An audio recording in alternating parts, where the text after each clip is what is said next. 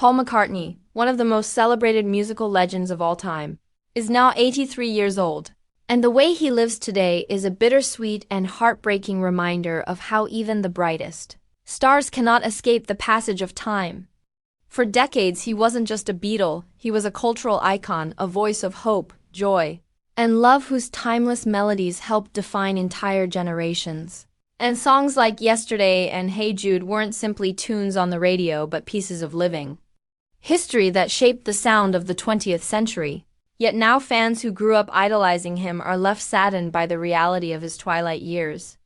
Back in the 1960s, McCartney was untouchable, the charming face of the Beatles, adored by millions around the world, writing alongside John Lennon in one of the greatest songwriting duos of all time, with fame, talent, and the world at his feet.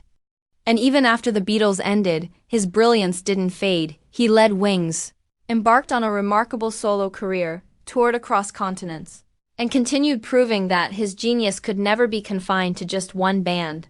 But despite his incredible success, Paul's journey has also been marked by heartbreak, loss, and personal struggles.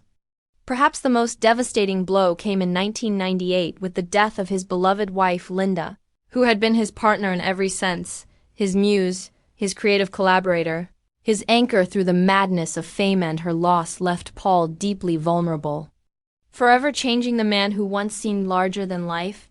And in the years that followed, he faced failed relationships, bitter legal disputes, and the immense pressure of carrying a legacy that fans held to almost impossible standards.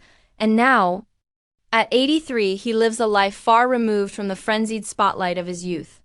Gone is the boundless energy of the boyish Beatle, replaced by a quieter, slower reality in which his once soaring and powerful voice has grown weaker, his stage presence, though still heartfelt, showing the undeniable toll of time. And fans who remember him leaping across stages with effortless charisma often struggle to reconcile that memory with the frailer man they see today.